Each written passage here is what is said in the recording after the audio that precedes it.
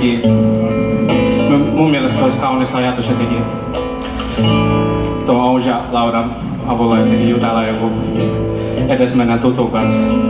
Tää ei ole missään nimessä niinku synkkä biisi. Saattaa vähän kuulostaa, mutta se on kaikkea kirkkokello kilinää, niin siinä levytin tässä välissä. No, mutta okei, ruvetaan soittaa.